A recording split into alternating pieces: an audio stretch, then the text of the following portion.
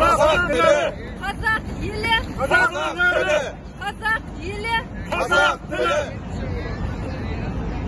Bir memleket. Bir til. Bir memleket. Bir til. Bir memleket. Bir til. One country. One language. One country. One language. One country. One language.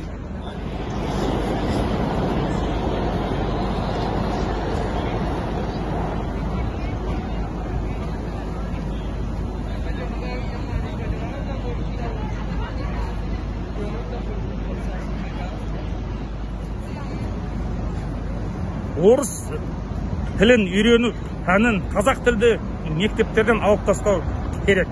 Ал орыс тілді мектептерде қазақ тілінің үйрену сағаттарын көбейту керек. Орыс тілінің бірыңғай ұлттық тестілеуден алып тастау керек. Ал қазақ тілін міндетті етіп енгізу керек.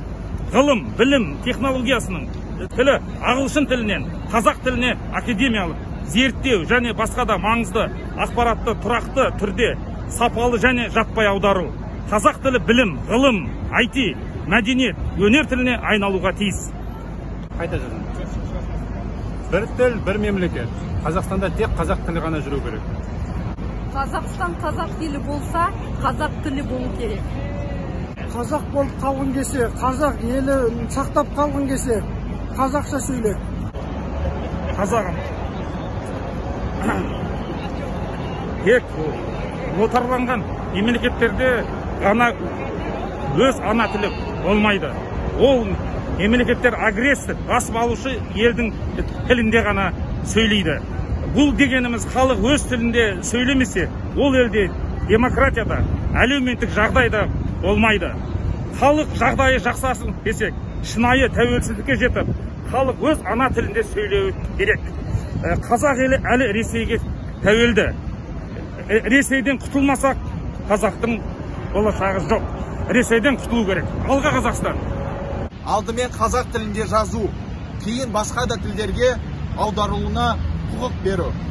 Үшінші, жоғарғы санаттағы шенділерді президент, премьер-министр, сенат, мәжіліс депутаттарды және басқа да шенеуніктерді қазақ тілін білуді заң бойынша міндеттеу. Барлық ресми есеп, баяндама және тағы да басқа қазақ тілінде болуы тиіс. Төртіншісі, Павлодар, Петропавл және басқа да орыс тіліндегі қала, ауыл, елді мекендердің аттарын қазақ атауларына ауыстыру. Бесіншісі, жеке және мемлекеттік кәсіпорындардың жарнама, көзге көрінетін ақпаратты қазақ тіліне міндетті түрде қатесіз жазылуын қатаң түрде қадағалау талап етеміз. Сонымен қатар бізде 11 басқа да шешу жолдары бар. Бұны қысқаша менің әріптестерім бүгін айтатын болады. Қазақ тілді тұтынушыларға қазақ тілінде қызмет көрсету, қамтамасыз ету. Осы жағдай бұзылғанда қомақты айыппұл салу. Жетінші, орта және төменгі санаттағы шенеуніктер қазақ тілді біліп, күнделікті жұмысында толыққанды пайдаланған үшін 30% қосымша жалақы төлеу. Қазақ тілінде көшіру